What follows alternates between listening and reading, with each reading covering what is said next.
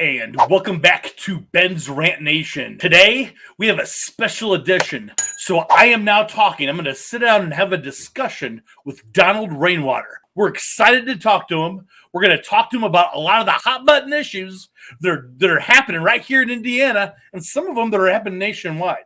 Donald Rainwater, it's great to have you on. Thanks for coming on to the show today. How's it going? Well, Ben, thank you for having me. I appreciate the opportunity to have a conversation with you and with your audience. I voted for you in 2020, enthusiastically, by the way. I also voted for your running mate, William Henry, just recently in the midterms. I was so happy to vote for him. I actually talked to Casey Hendrickson about you yesterday on his radio show. I wanted to see what ideas he had for me to ask you.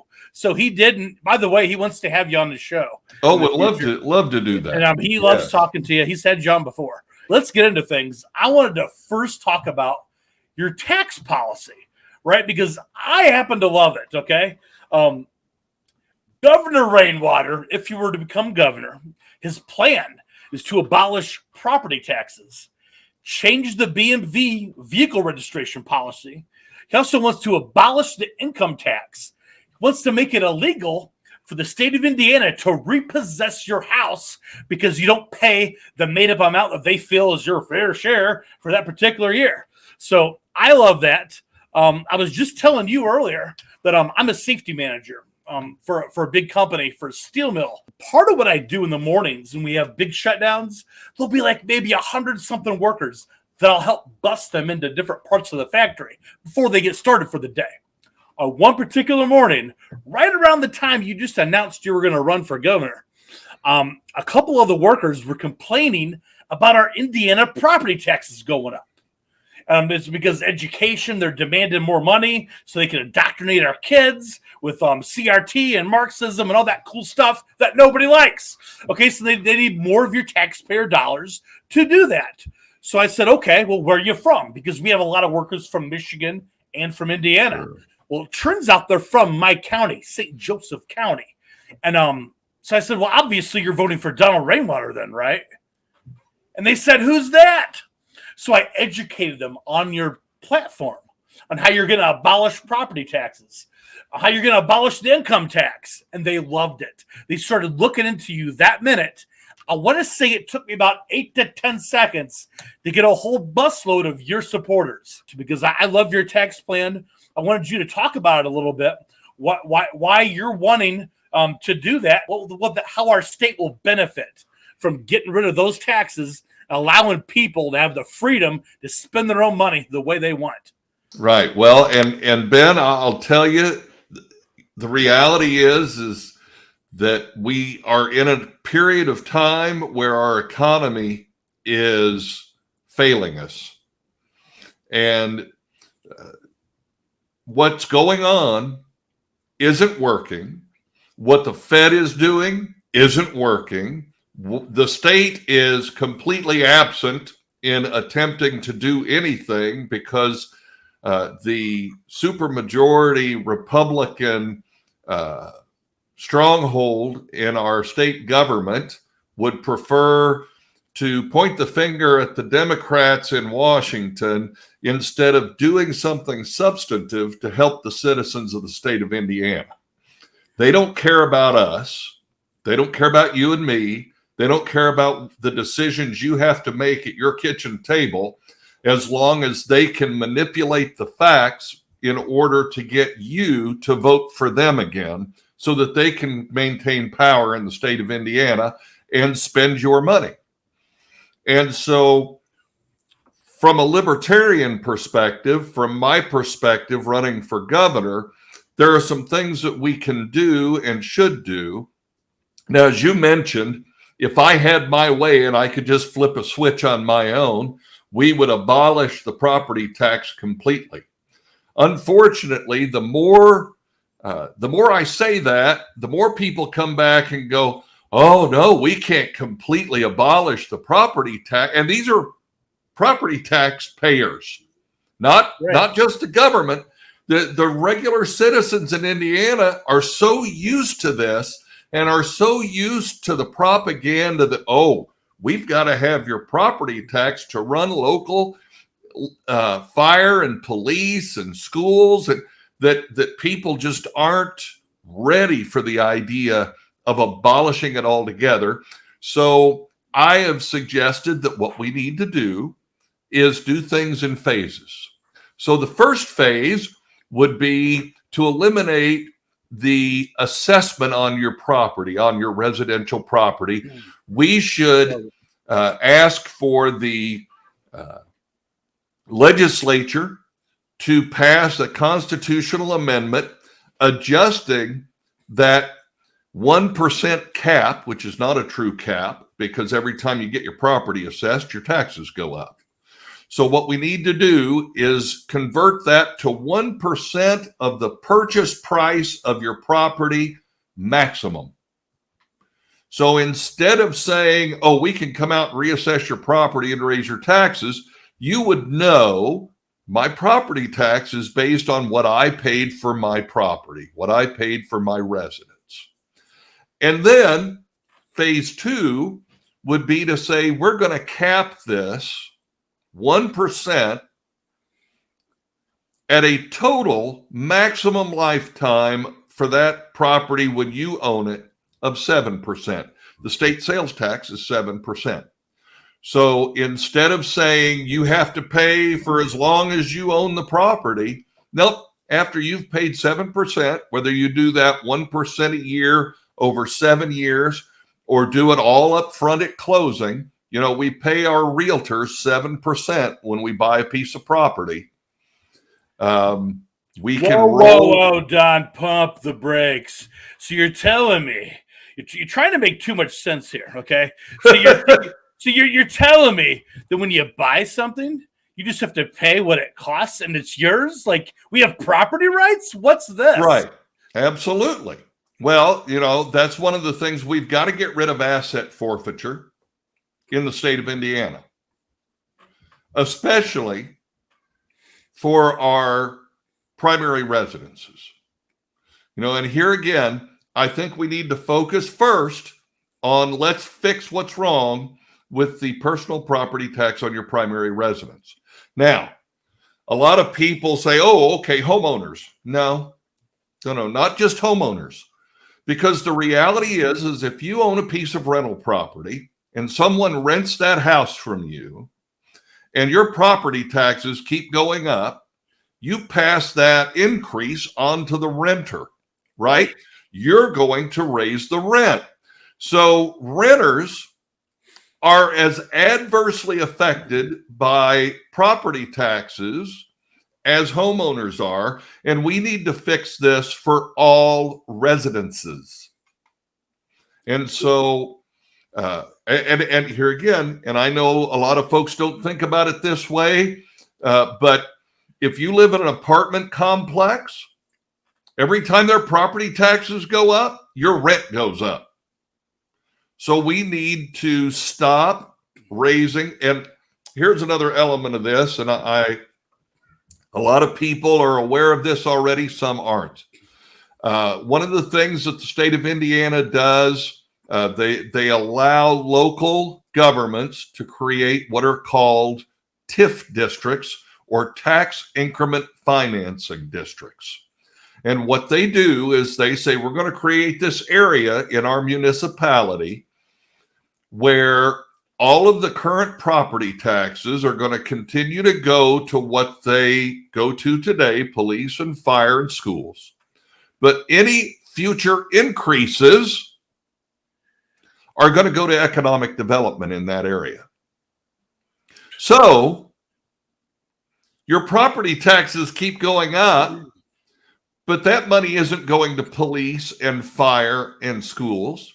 It's going to some developer to build things to attract businesses. Yeah, it's called Joe Biden's equity agenda. Well, no, this is a Republican thing. This isn't a Joe Biden thing. Well, This some is of it an is. Indiana GOP thing. It's been around for decades. Yep. But a lot of people don't realize that. So when they say, so when we say we're going to cap property taxes at the purchase price of your property, well, how are we going to continue to fund? Look, you're not funding police and fire and schools with those increases anyway.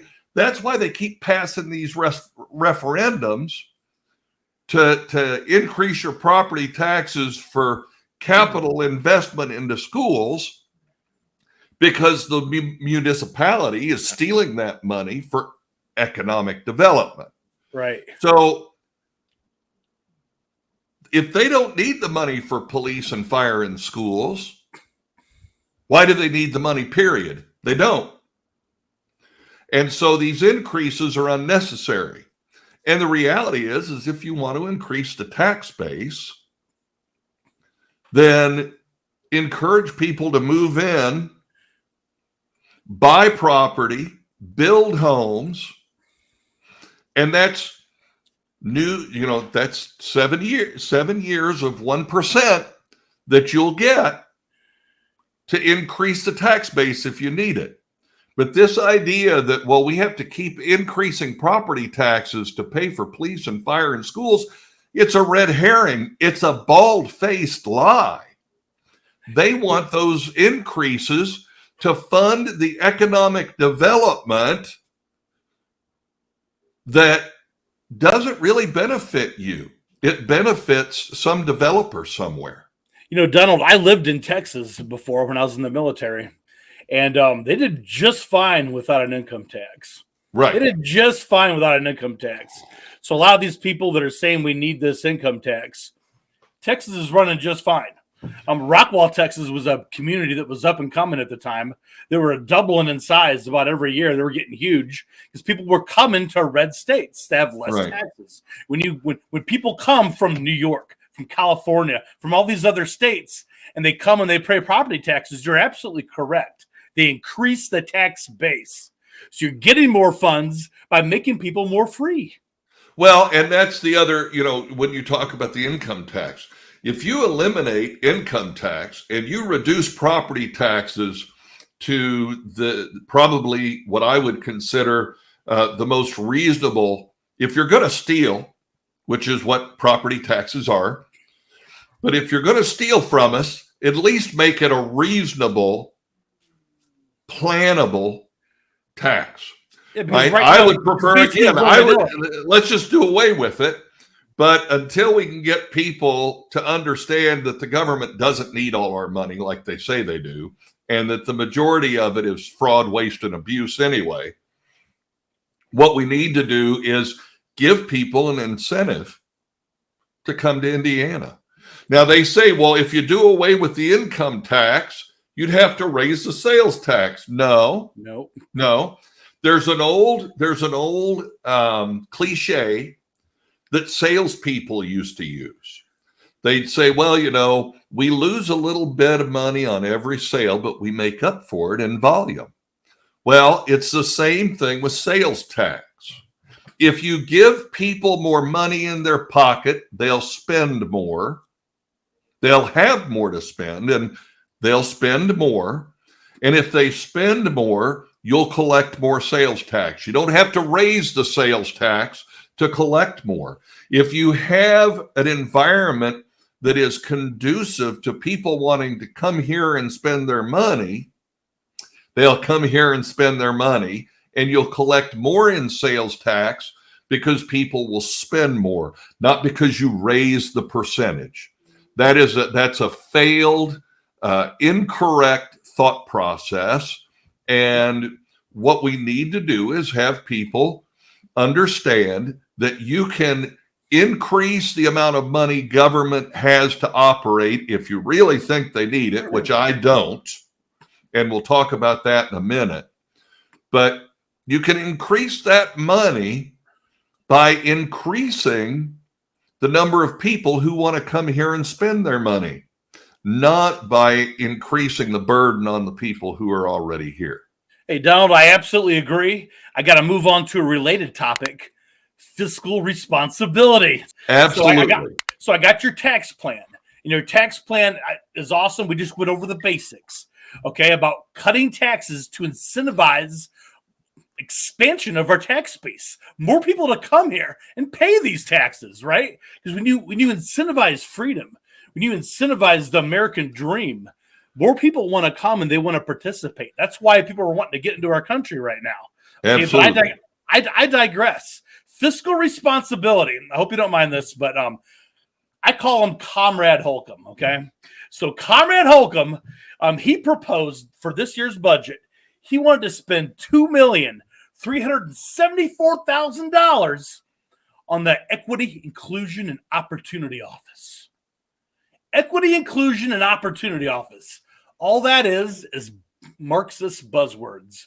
Okay, when you have anything that says inclusion in it, okay, and equity, okay, all this equity stuff, all that is Marxism. It's the reverse of equality. Okay, equity is social justice. Okay, that's the end result. It's not equality.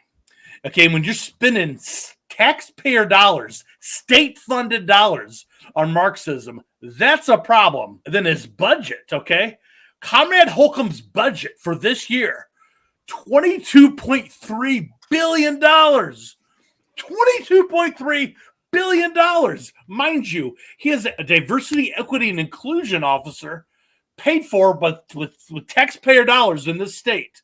Their job is implement kind of another version of backdoor racism, critical race theory, Marxism. We're using our taxpayer-funded dollars to do this, and our budget is exploding, Donald. So what would you do? How would you cut our budget? Okay, cut all the fat, all the crap out of our budget and make it make sense. Well, first, Ben, let me tell you this. And I understand a lot of folks are very frustrated and very upset with a lot of these buzzwords and a lot of these things. First of all, let's be very honest. The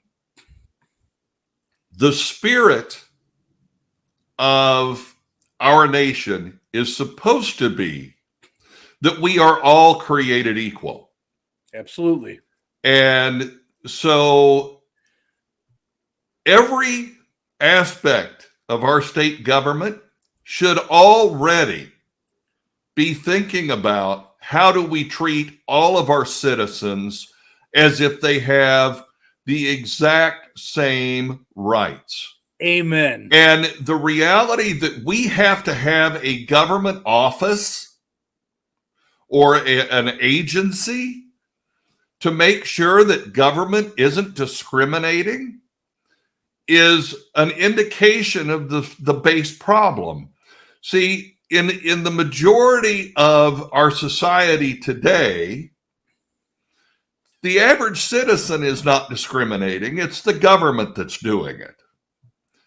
And the government is Reagan said, in this present crisis, government is not the solution to the problem. Government is the problem. And we spend more time focusing on whether it be gender inequality, racial inequality, sexual orientation inequality.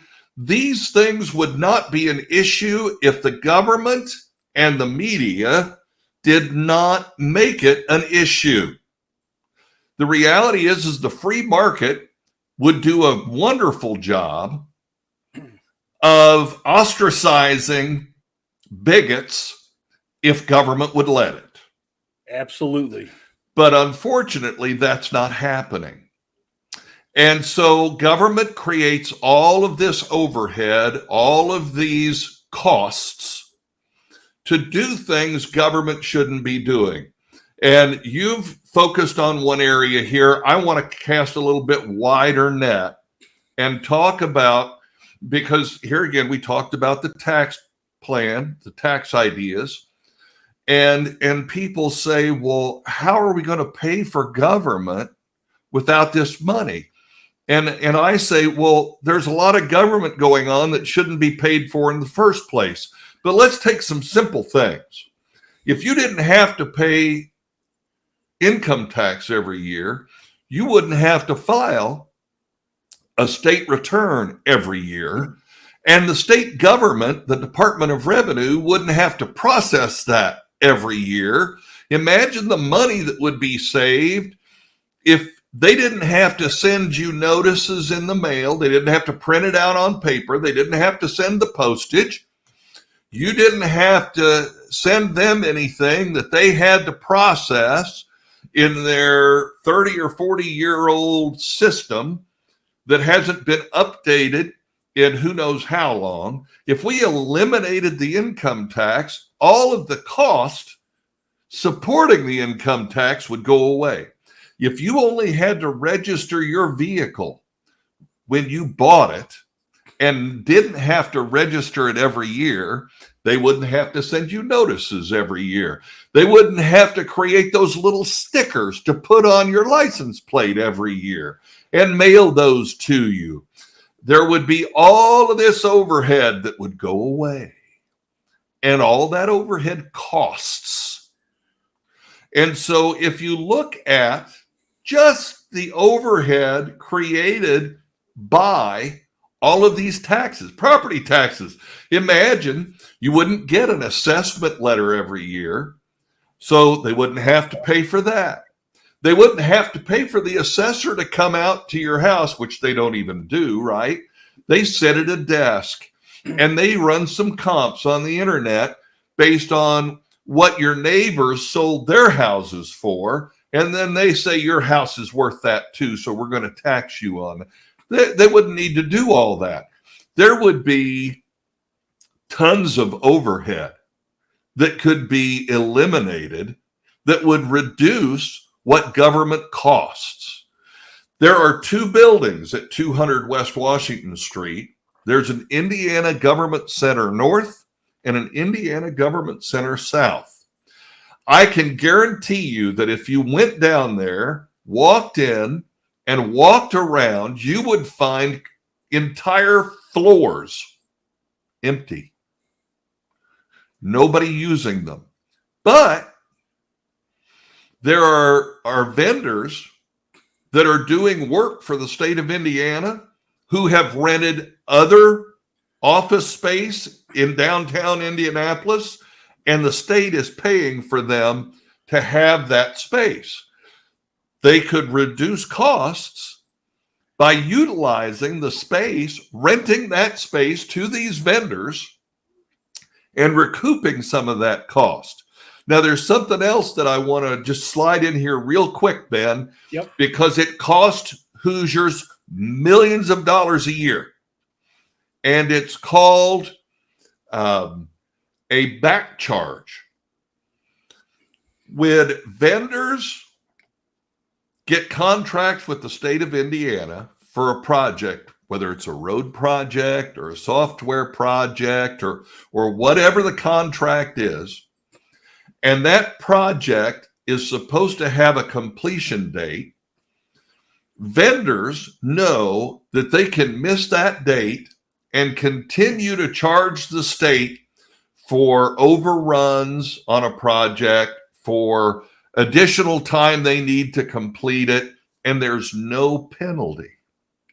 There is no back charge to that vendor in that contract. So Hoosiers pay millions of dollars a year for bad project management, for bad vendor management, that if we just implemented the same types of contract management that private corporations do, in including these back charges where if you don't deliver on time, you're going to start paying us back for the length of time that you go over. We're not going to pay you any more money. You're going to pay us back for coming in late. Imagine the road construction that would get done lickety split. Yeah, and I want to jump in here, Don, because what you're saying reminds me of how the way the state budget works is also the way it works in the federal government. So when I was on a military base, same thing as in Indiana, around September, October, you see all this construction and you wonder what actually got fixed besides me being late for work. Okay. Right. So you wonder what the reason is. The incentive is not to save money. The incentive is to spend money, because when you spend, that's the current incentive for the state and federal government. Happens on Army bases, happens in the state.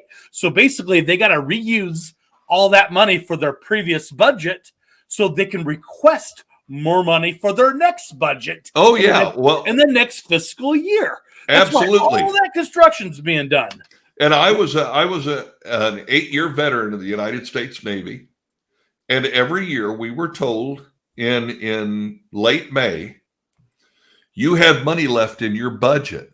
You better spend it or they'll take it away from you. That's and what the give it to does. Yes. and give it to somebody else. So we were encouraged to frivolously spend money in order to make sure that we continued to get the same budget or more for the next year. And you're absolutely right. That's how government operates. And that's part of the problem, right? We look at the budget that the General Assembly just passed, and they even came out and said, we discovered we were getting $1.5 billion more in tax revenue than we had forecast. So we're going to spend it. Not the Calvin Coolidge model, which, President Calvin Coolidge said that if you collect more taxes than you need to operate government, it's legalized robbery. And I'm going to take that a step further and say that the way our state government operates, if a private corporation did that, people would be under indictment for money laundering and corrupt business influence. Yep. But when government does it, it's okay. It's not okay. The reality is that we are being taxed so that government can pay private corporations and private special interests millions of dollars so that those special interests and those corporations can then donate to campaigns for those people, and they can get reelected, and they can take more of our money and give it out to these people. We are hamsters on a wheel. We are expected to generate income, generate money that the government can take out of our pockets and give to somebody else. And it's not a Democrat thing. It's not a Republican thing. It's two sides of the same coin doing the same thing. And the reality is, to be perfectly honest with you, Ben, I don't care. Yes, Republicans give the money to one group of people. Democrats give it to a different group of people. The reality is they're both stealing it from you and me. It doesn't matter who they give it to. I don't care. I want them to get their hand out of my pocket. So in closing on this topic, okay, as we already acknowledged, right now, Governor Holcomb signed off on $22.3 billion to run our state just this year. Okay, so under a Donald Rainwater plan, under a Rainwater administration, how much do you think it would take to run our government? How much could you reduce it by? Boy, you know what? Right now, I don't know. I don't know how much we can reduce it by, because there's, you got to get in there. Okay. You got to get in there, and you got to start looking at what we have. We have government processes that were obsolete decades ago. Those all need to be improved. They need to be optimized, leaned, if you will. And what we need to do is just, first of all, streamline government. We can improve the promises that government has made today. We don't have to cut any benefits, any entitlements, no normal services that are provided to the citizens of Indiana. And I want to make that really clear to people. We have no intention of taking away any benefits that are available to citizens today. We're talking about making government better, not bigger. We're talking about the things we can do to just clean up the mess. It's going to take phases. It's going to take phases, is what you're saying. Absolutely. You're going to get in and apply common sense in phases and take another assessment. Because right now it's such a bloated beast. Our government is a bloated beast. You got to look at it like that. Yes. Now, and I'm going to tell you something, and this is very telling, because I think every Hoosier, if you don't know this, you should know this, because it changes the conversation considerably. During the pandemic, the governor's office asked every state agency to cut their spending by 10 to 15%, because they knew they were going to lose 10 to 15% of their tax revenue because they shut businesses down and they told people to stay home from work. So they knew, and again, this is very telling. And just like you said, most people don't know this. They sent out a memo, cut your spending, cut your budget by 15%. They know off the top they're wasting 15% of the budget. So that means if you can do without it in an emergency, you can do without it. Thank you, and Donald. that means we can immediately cut things by 10 to 15%. That's just off the top. Yep. I want to get into gun control now. I am a firm believer in gun control. I believe that gun control is using both hands. We just need more gun laws. So, anyways, I'm worried about. Just a joke. So I'm worried about. Absolutely. I'm worried about the federal government coming in, and you identified some issues with our state as far as gun control. So I'm going to turn you loose on that in a minute, okay? But one thing that I'm worried about, and I think a lot of voters are worried about, that are lean conservative, libertarian, what have you. We're worried about that. What if Joe Biden? What if he gets reelected?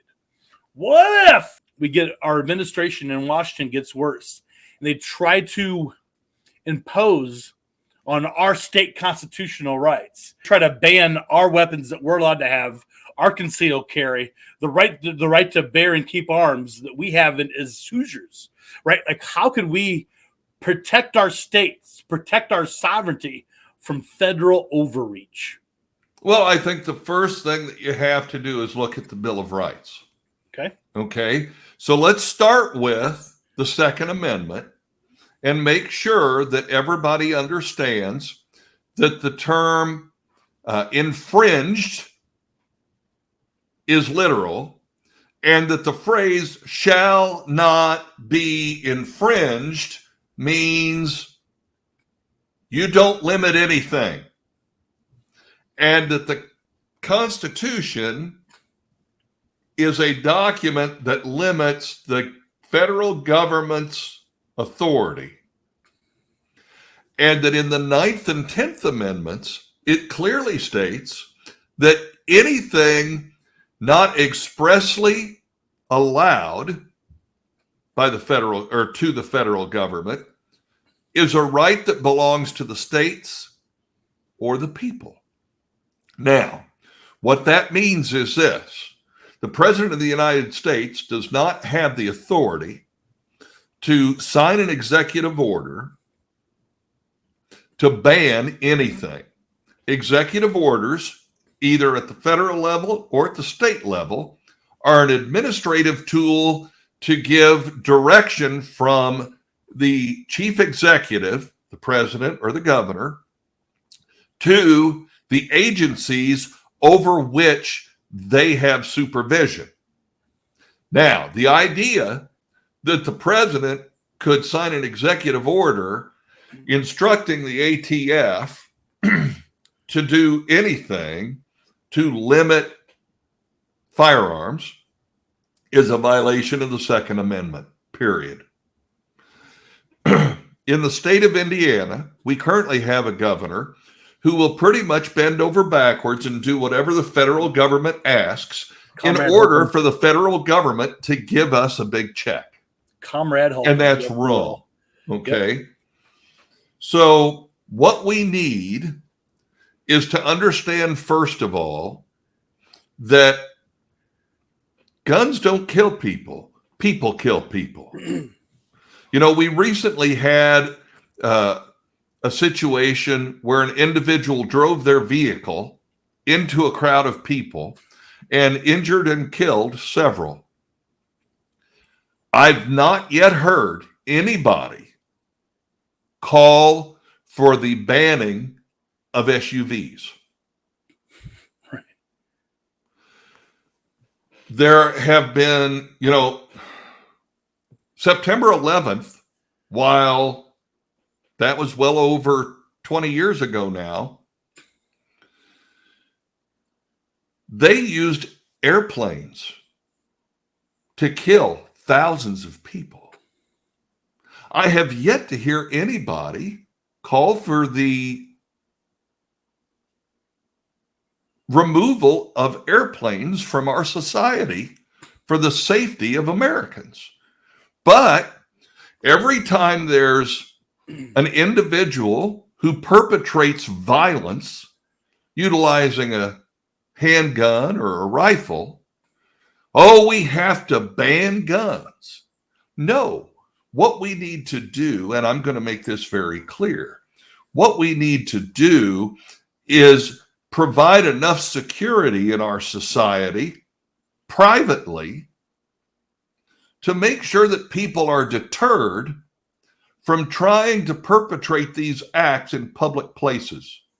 The worst thing you can do is declare a place a gun-free zone, because law-abiding citizens will respect that, and criminals will say, oh, here's a place I can go and nobody else has a gun, so I can shoot it up and I won't be deterred.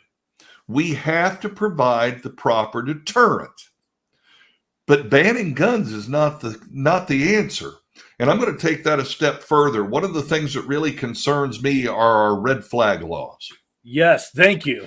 Because a red flag law, if your listener, your viewer doesn't know, your red flag law is a law that says that if somebody deems you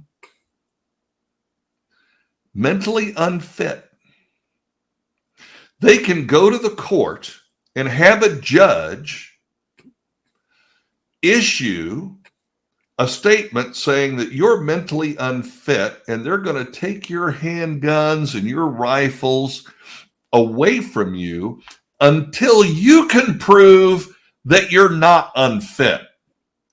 Now, I'm going to say some things here that some people might be concerned or frustrated or offended by. And if so, I'm sorry, but I want to make a very, very serious plea here. Red flag laws are a way for people who don't agree with how you live your life, your thoughts, your religious beliefs, how you raise children, to go to government, and say, this person, these people go to church. No, we can't have that. They shouldn't have guns. And they'll take your guns away because you go to church. Or those people homeschool their kid. That's crazy. It is. And if it's a never ending, it's the moving of the goalpost. Ending. It's the idea that when you let government have too much authority, it can be used against you. Absolutely. Which is why I tell people all the time, don't try to get government to impose your beliefs or your opinions on everybody else. Because someday someone will get a hold of government and use them against you. Hello, Patriot Act. Exactly. Hello, Patriot Act. Well, and Right? here again, I'm really concerned about these red flag laws because it can lead to government saying, if you don't agree with us, if you speak out, I mean, we're hearing this all the time, right? People today want to silence anybody that doesn't agree with them in the media, in social media. It's continuous, and it's becoming very, very disconcerting that our freedom of speech and our freedom of religion and our freedom to educate our children in the way we see fit are coming under continuous scrutiny by government. And this is really, really disconcerting. Absolutely, and I thank you for that, and I appreciate that. I wanted to move on to education now. Speaking of education, Absolutely. so I wanted to move on to education. So in 1979, Jimmy Carter's administration founded the Department of Education. Prior to 1979, as I'm sure you know, we used to have the best K through 12 education system in the world. We're the envy of the world until we federalized our education. Okay? That's what happened. We got the government involved in education. Since then, we've been in a downward spiral. Okay? So part of the problem is with the GOP. Let's bring this back to Indiana now. So right now, the current Secretary of Education, Dr. Katie Jenner, is a hardcore leftist extremist. Comrade Holcomb thinks she should be in charge of teaching our children, okay? Our Department of Education. She is pushing this thing called STEM. That's science, technology, engineering, and math. Sounds great on the surface. Sounds amazing until you dig into the details. It's just another way for the government to start to, it's like a backdoor way for schools to outsource teaching inclusion, diversity, equity, critical race theory stuff. That's how they backdoor it into the schools. It's not a good program. It sounds good on the surface until you read into the details. So my question, and also Casey Hendrickson's question for you, was who would you nominate to be the next Secretary of Education for the state of Indiana? Well, I don't know because I haven't sat down and looked at all of the people that might be good for that job. I will tell you this, and here's one of the reasons why I haven't looked real hard at who I would nominate for the next Secretary of Education. Prior to the 2020 election,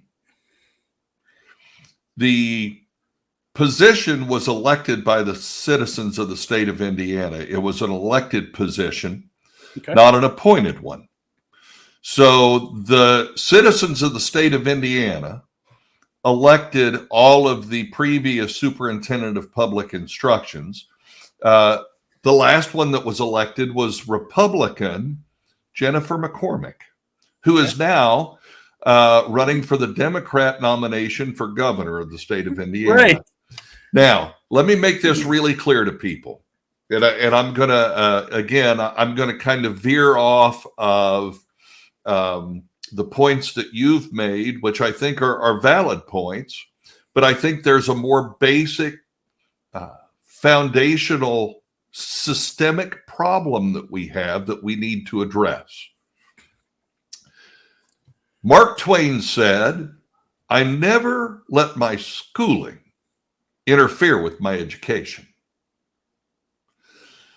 50, 60 years ago, the citizens of the state of Indiana and across the country started abdicating their responsibility as parents and turning the education of their children over to the government. Even before Jimmy Carter implemented the Department of Education in the federal government, people have been sending their kids to public government schools. And that was a terrible mistake because what we've seen is government has systematically conditioned generation after generation to be compliant and do as they're told and accept things, the status quo, the way they are. And we have gone more and more into a society of dependency on government because from the day a kid starts school, the government educates them. This is not, again, this is not a Republican problem. This is not a Democrat problem, because Republicans have been in charge of Indiana education for the last 20 years. Now you say, whoa, what about Glenda Ritz? She was elected as a Democrat. Yes, but the people who passed the legislation and who fund public education, government education, is the supermajority Republicans in the Indiana General Assembly. It's not one party or the other. It's both of them. Well, right now, I blame the GOP. Right now, I blame parents. Yeah. And I'll tell you, I'll be real honest with you.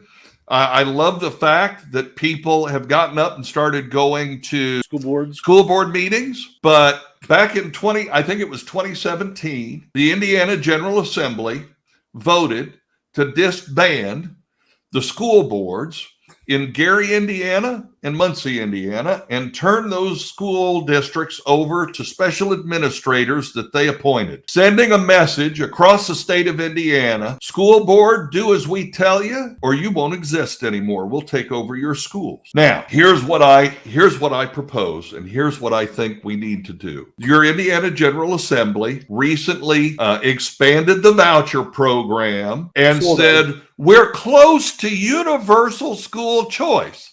Again, that's a red herring. It's a lie. Universal school choice will only be universal school choice when you can send your child to any school you want, whether it's public, if that's what you want to do, private, homeschool, accredited or unaccredited. See, today a voucher can only be used at a school accredited by the state of Indiana. If you want to send your child to an unaccredited school or a privately accredited school, which is the way it should be privately accredited schooling, not government. The government doesn't know diddly squat about educating your children. All they want to do, as Ben said, is indoctrinate them. Right. We don't need our children indoctrinated. What we need is our children educated. Give them the opportunity to learn critical thinking skills on their own so that they can determine what is right and wrong and what their destiny is for their life. We need government to stop telling us and our children what our destiny should be. We have a government today, and again, this is a Republican-controlled state government that is pushing people into certain careers. We're going to give you free Imagine this.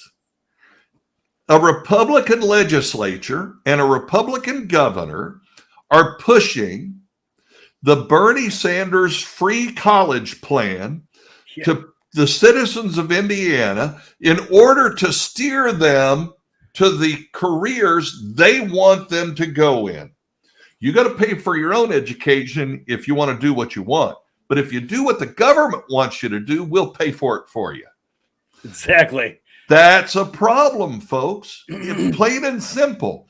Government is trying to tell us how to live our lives, and they're using our money. Some people would call that extortion. They're using our money against us. We take your money, then we tell you we'll give you some of it back if you'll do what we tell you to do.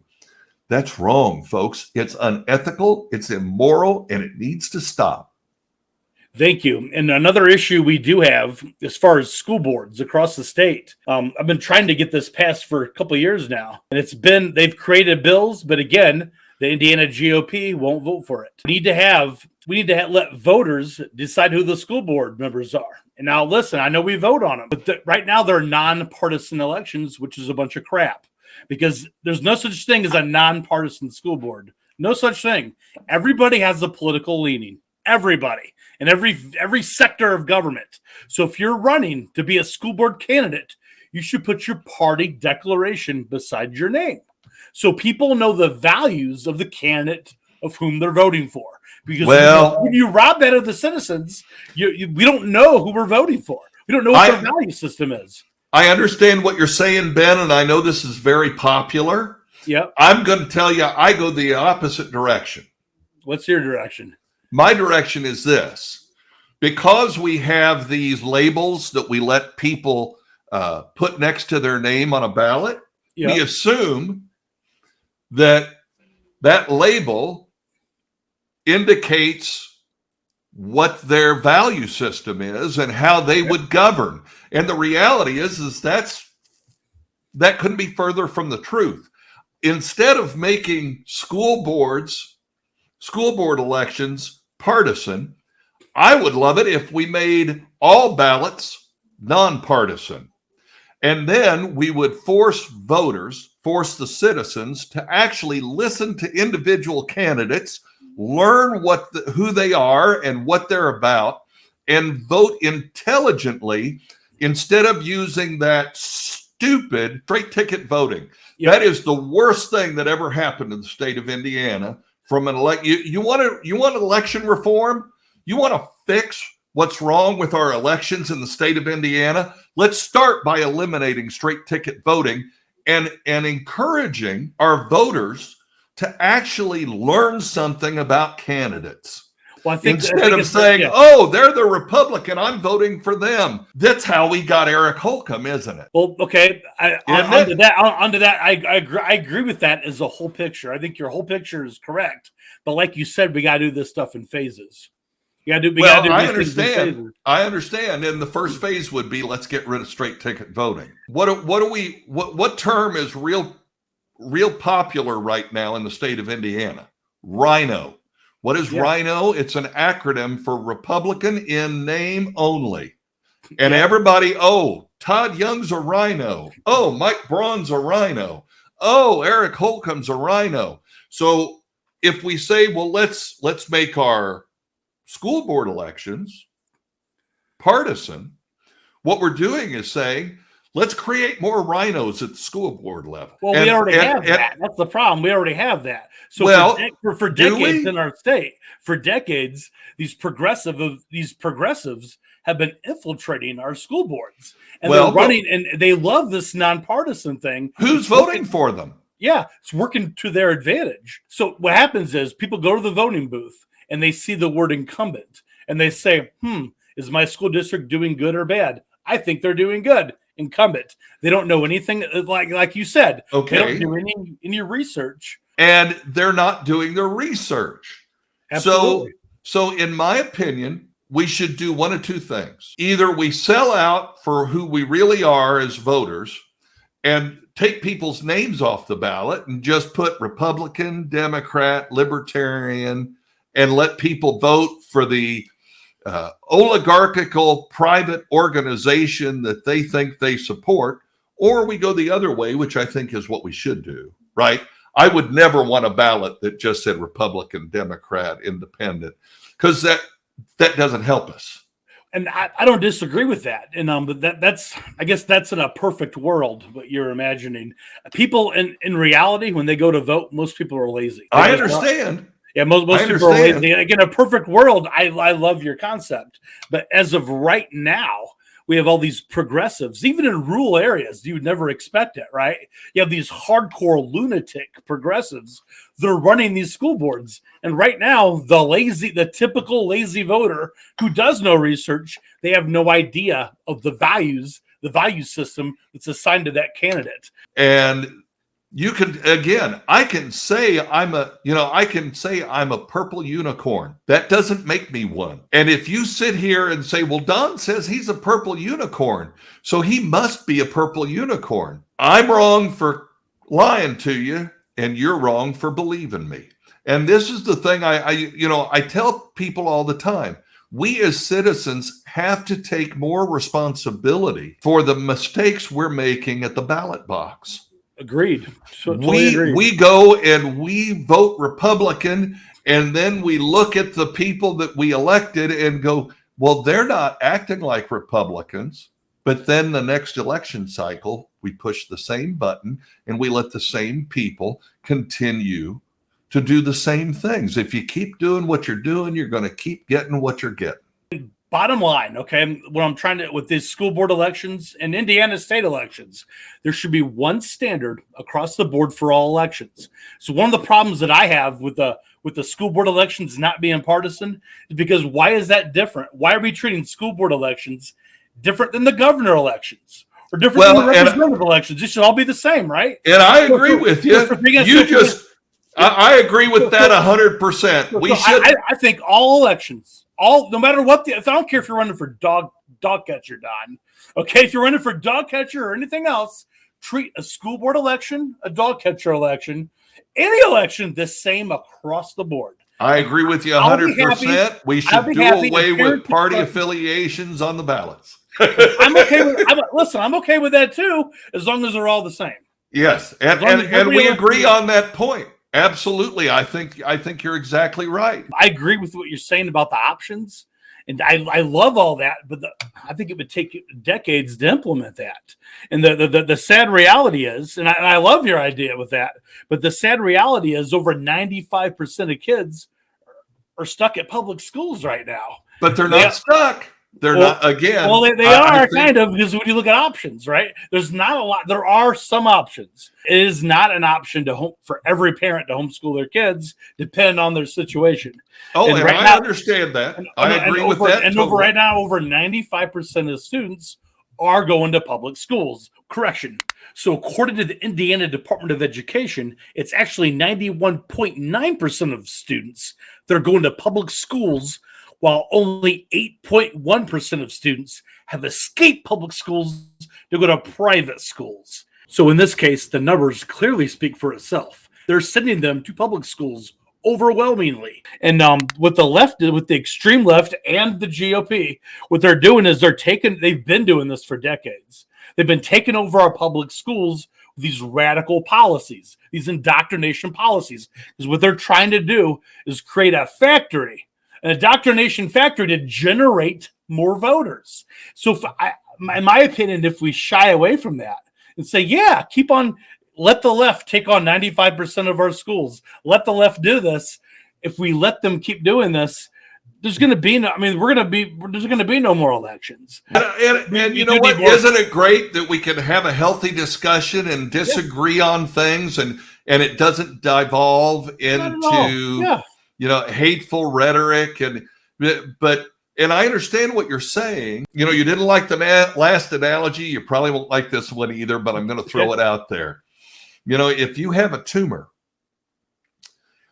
and the tumor is growing and it's killing you, one of the first things that doctors will do is, if that tumor has a blood supply, they'll cut off that blood supply so that they can treat that tumor. Well, the tumor is public education. The blood supply is tax money. And your Indiana General Assembly, Republican supermajority here again, not radical left, right? They just bragged that they are throwing an unprecedented amount of new investment into that tumor. They bragged the new $44.5 billion state budget has an unprecedented investment in education. They're just increasing the blood supply to a tumor that's killing our education system. And so my belief is, if you want to fix education in Indiana, you fix the Indiana General Assembly. They're the ones that control. That's what's in control of education. Because now the governor appoints, as you put out when we started talking about education, the governor appoints the Secretary of Education. And I would appoint someone who would help me to influence the General Assembly to decentralize and decouple education from state government. That I love. Okay, that I love. And your analogy wasn't too bad, Donald. It wasn't too bad. I'll add a little bit to the analogy that you had and say, why not treat that tumor with a little bit of chemo and radiation, then expand other options at the same time? So why not do two things at once? Right, but first we have to cut off the blood supply, which is the funding. Any school that has diversity, equity, and inclusion, defund it. Well, and again, I don't necessarily agree with that. Okay. Because and here's why. And Ben, I want you to hear me very carefully. Okay. I don't want government deciding that tax dollars should go to this, but not that. Right? What do we have today? We have a government that says whatever we say, we'll let you take a voucher and go pay for that education. But this other education over here that we don't accredit, well, you can't use the voucher for that. I want Hoosier parents to be able to send their child to a school that teaches what they want their child to learn. If that means DEI, then parents should be able to send their children to that school. Now, the people who don't want their kid to learn that should be able to send them somewhere where that's not taught. That's what I was just going to say. So what if a parent doesn't want their kid learning DEI? Okay, do they have this? Because right now, over 90% of the schools, that's what they have, right? Like when I say defund schools with DEI, that's pretty much every public school. Well, and again, that's all of them. Here again, we need to give people the opportunity to go somewhere other than Taco Bell. There you go. And I agree with that, sir. As long as those progressive beliefs are not forced by government, which is happening right now, by the way. Well, and here again, I don't care what government forces us to do. Whatever government forces us to do something, it's wrong. Yep. You know, one of the things that we say all the time is that good ideas don't have to be forced. Exactly. Right? If it's a good idea, then I'll do it because I think it's a good idea. I think any school, and not just DEI, but any school that is forcing political anything onto children should be looked at. Well, and here again, if forcing.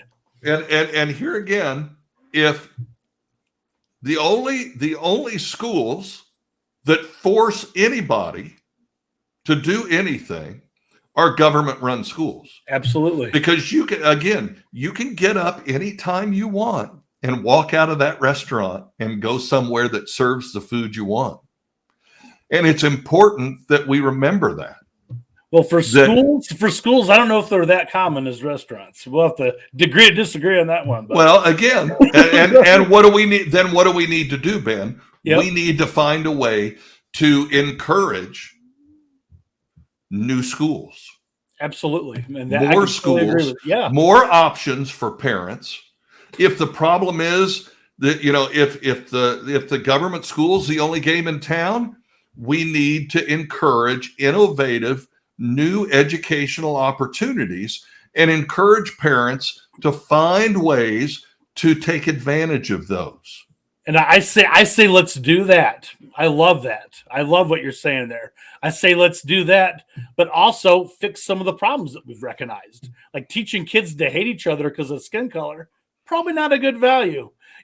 Probably not a good thing that should be taught at a public school.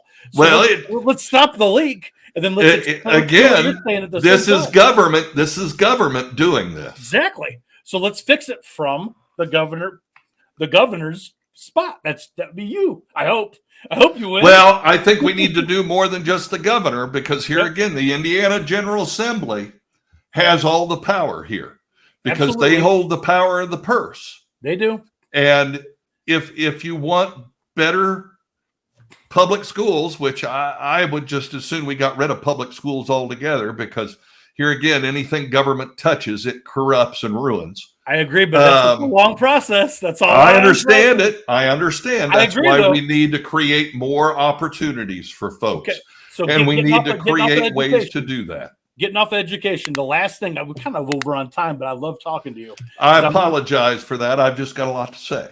No, and I love this. I can talk to you every day, sir. This is good. So immigration, we talked a little bit about this before the show.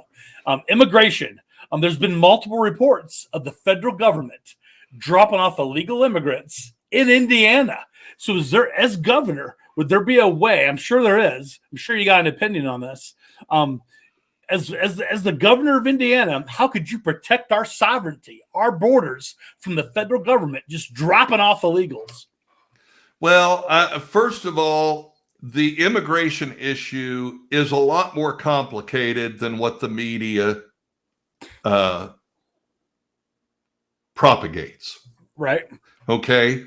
And I think there are a lot of different facets of this. And I'll be honest with you, people like to take the easy route of just taking a blanket stance, right? All immigrants that don't come through the current broken immigration system are bad. Well, I don't agree with that. Okay. First of all, let me make this very clear. Anybody who was brought here as a minor by an adult didn't come here on their own. They did not break a law. True.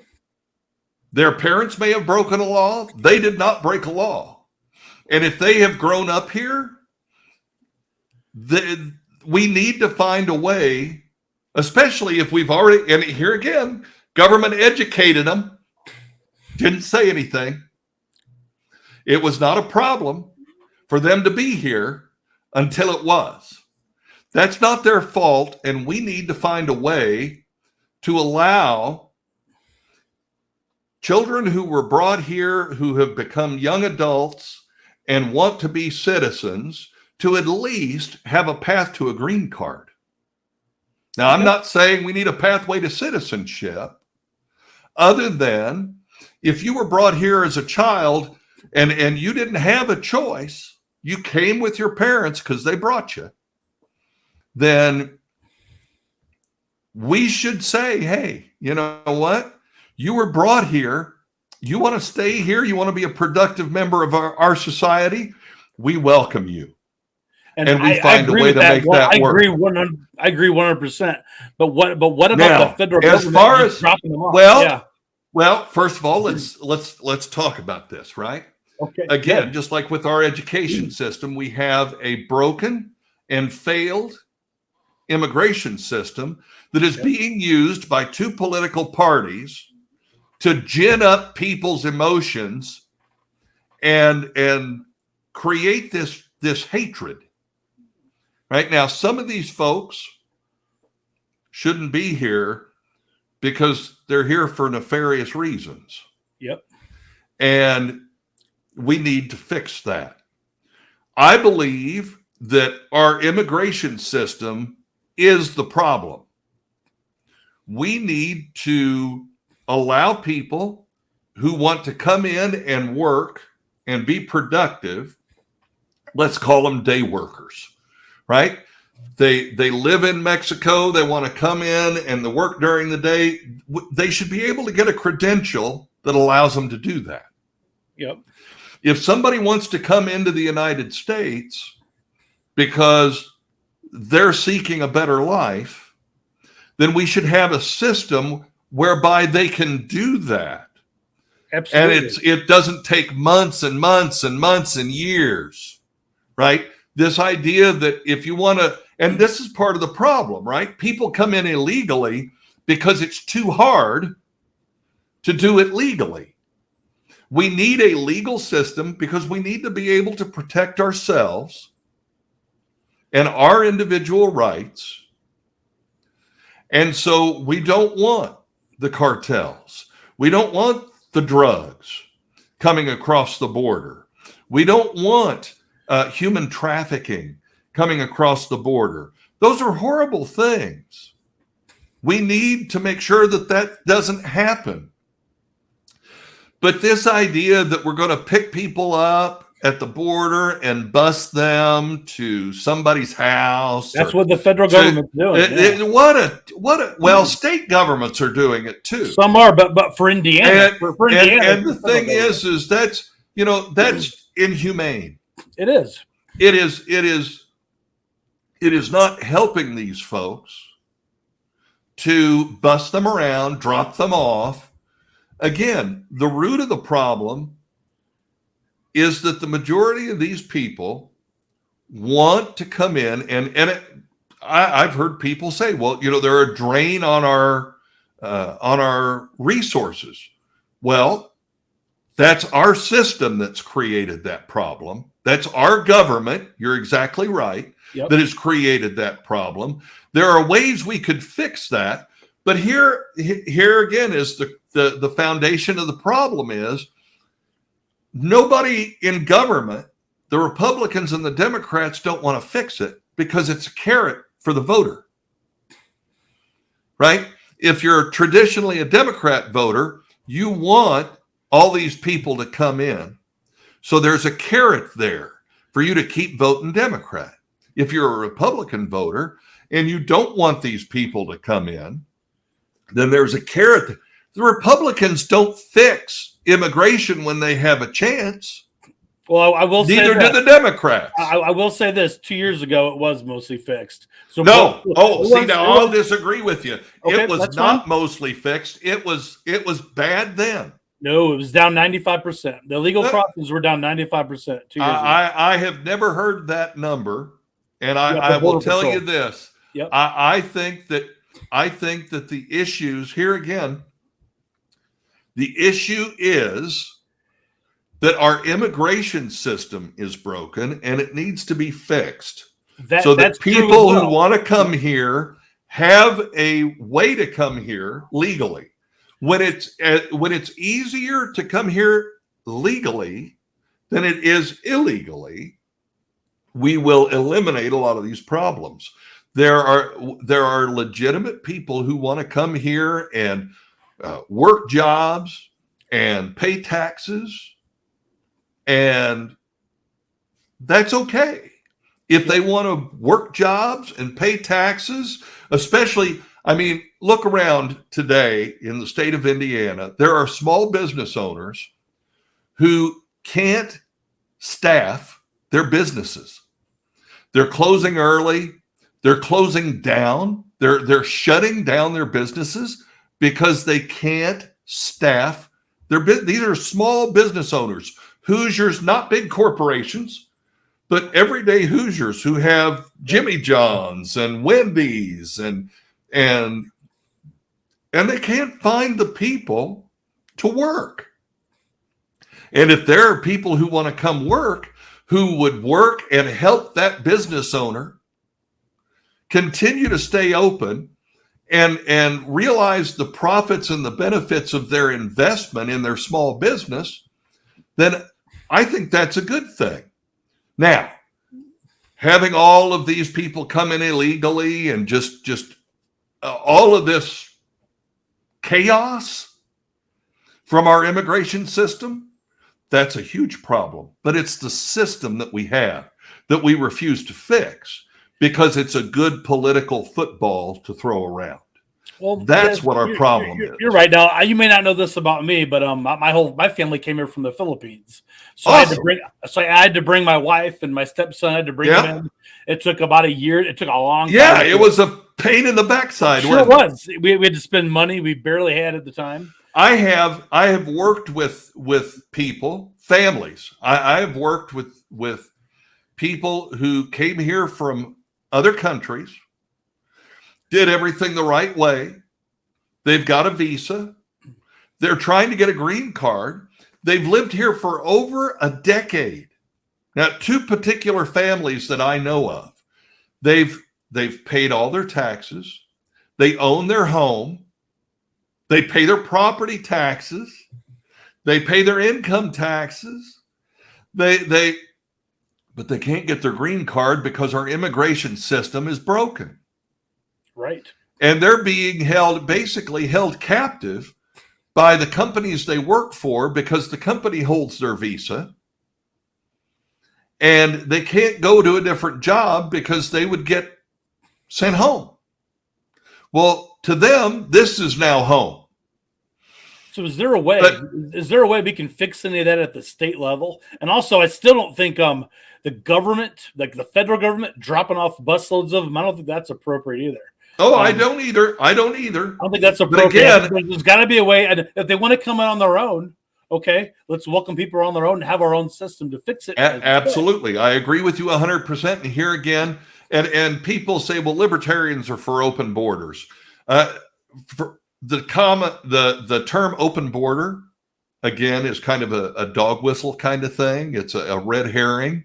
I am not for people just flooding in here and just running in without there being a system of immigration. I think we need, but our system now is broken.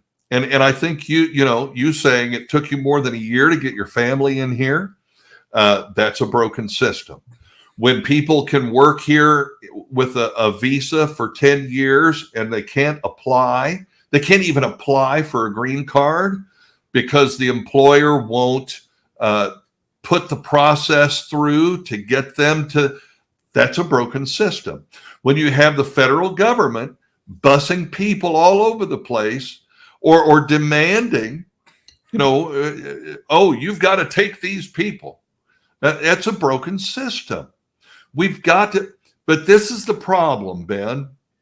Government and the media have become very skilled at separating us, dividing us as citizens into this camp, this group and that group, and I'm against you and you're against me, and no, it's your fault. No, it's us against government. Okay. Government is at fault. And if we keep electing the same people, we're going to get the same stuff. And that's the thing that we really have to try to understand and realize that, you and I may have a difference of opinion about what the system should be, but we still agree the system's broken. Absolutely. And it's their fault. And we need to stop pointing at each other and start pointing at government. It's government that's the problem, not us, not my belief system, not your belief system. It's government. Government has too much control over our lives. Government is using people and their belief systems as a way to manipulate and control the citizenry, not just at a federal level, but at a state level, at a local level. And that's what we got to root out. Okay. That is good. Well, that covers all the topics. All right. Well, I'm sorry that I went long on you. Don't apologize. I love it. We're never going to fix what's wrong if we don't identify what the real sickness is. Absolutely. And I, here again, I'm a big believer in helping the needy, helping the poor. We need to do something about our homeless situation. But government cannot fix these problems. These things need to be done as private charitable activities, volunteerism. We need citizens to step up and government to step back. Agreed. Because anything government touches, it screws it up. I love it. Great. Hey, it was a great discussion, sir. I appreciate it. Thank you. Thanks for having me. I appreciate it. Let's do this again sometime. I thought we did great. I'm going to absolutely, yeah. And see, and we were able to have a conversation, a discussion. We disagree on certain points, but I didn't hear you pointing the finger at me or me pointing the finger at you, and I didn't see anybody cussing and screaming. We were just having a conversation. That's the way it should be. That's the way it used to be. That's exactly the way it should be. No, I love your policies. I think the problem is government. Absolutely. I think the government has caused a lot of these problems, and that's the root of it. Like you said. That's right. Government is not the solution to the problem. It is government is the problem. Thank you, sir. It was great having you on. We'll do this again sometime. All right. Thank you. So there you have it. That was a great conversation. I really do appreciate Donald Rainwater taking the time out to come on my show and explain his views. That was really cool of him. Obviously, I think I would prefer somebody that's a little bit more aggressive in taking on Marxism in schools. That's our one little area of disagreement. I think it would take a bit too long to implement all of these new school options. While in the meantime, we got like 91% of kids that are stuck in public schools, okay, in my opinion. So I wish I would like someone a bit more aggressive in that aspect and getting the bad crap out of schools right now, and also providing those alternate school options at the same time. That's what I'm for. We had a slight disagreement on that. That's okay. I appreciate him coming onto my show, speaking his views, and having a candid conversation with me. That's how we get things done, folks. We got to talk to these people that want to be in charge, that want to lead the state. Again, I'm grateful, and hopefully I can interview some other candidates that want to run for office as well. So, as always, stay informed, folks.